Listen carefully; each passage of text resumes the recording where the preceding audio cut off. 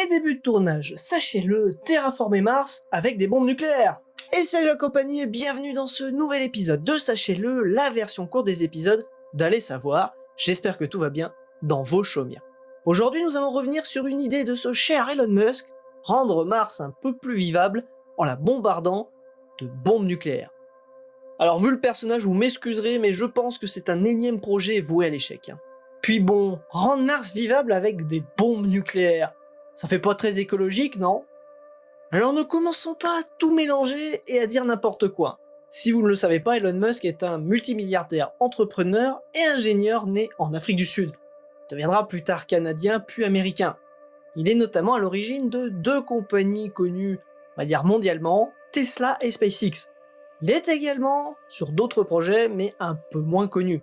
Alors oui, c'est un personnage un petit peu excentrique, qui annonce beaucoup de choses et qui a tendance à revoir et modifier ses annonces dans le temps.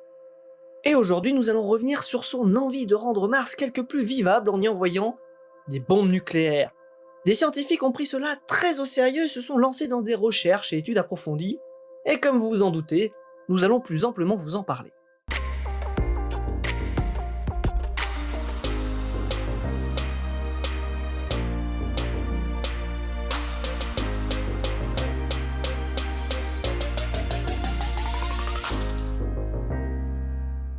Patron pour le moins sulfureux, Elon Musk a tendance à voir les choses en grand, très grand, trop grand. À la base, il voulait envoyer un petit atterrisseur sur Mars, avec une serre, afin d'y faire pousser quelques plantes.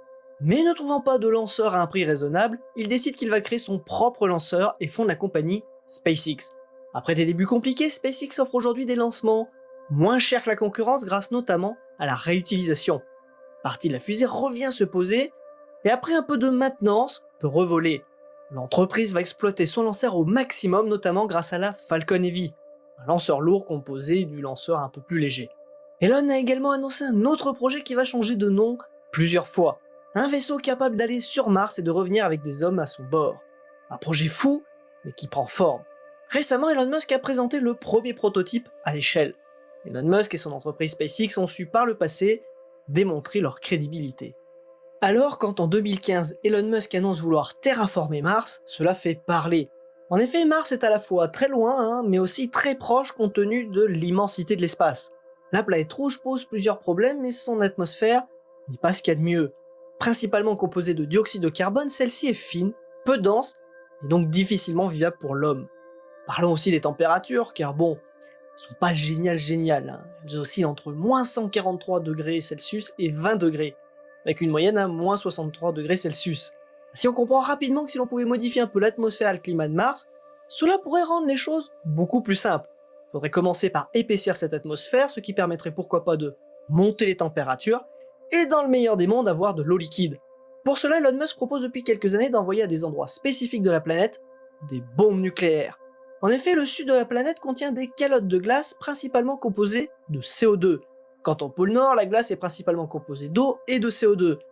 Le but étant de faire évaporer ces réserves de CO2 liquide. Car le CO2 contribue grandement aux fameux effets de serre, et donc au réchauffement. Si le pôle Nord pourrait fondre et de l'eau liquide ferait son apparition. Mars pourrait devenir un peu plus vivable.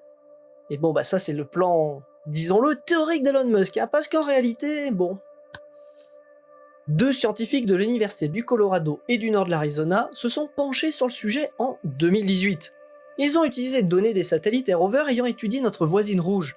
Alors je ne vais pas faire durer le suspense plus longtemps car les scientifiques ont conclu qu'au vu des quantités de CO2 piégées et facilement exploitables sur la planète sous quelque forme que ce soit, cela ne sera pas suffisant pour épaissir l'atmosphère et élever les températures à des niveaux plus acceptables. Les physiciens ont également pris en compte l'eau et d'autres gaz participant à l'effet de serre. Mais rien n'y fait. Pour terraformer Mars, il faudra voir plus loin qu'en y envoyant simplement des bombes nucléaires. Dans les recherches des scientifiques, on peut noter qu'ils ont vraiment cherché, mais alors dans tous les recoins où pourrait se cacher un gaz à effet de serre. Par exemple, le CO2 peut être emprisonné dans des minéraux carbonés, aussi appelés carbonates, dans certaines conditions spécifiques de l'atmosphère. Les précédentes missions martiennes ont révélé des traces de ce type de roche, notamment dans la région prénommée Nili Fossae. Malheureusement en surface, les quantités estimées sont insuffisantes.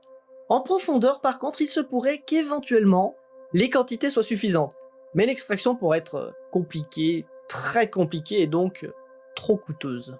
Et puis ce qui pose problème aux scientifiques, c'est la perte d'atmosphère de Mars. Nous savons que l'atmosphère de Mars était beaucoup plus importante dans le passé, mais les vents solaires l'ont petit à petit grignoté car le bouclier magnétique de la planète rouge n'est pas aussi performant que celui de notre planète bleue.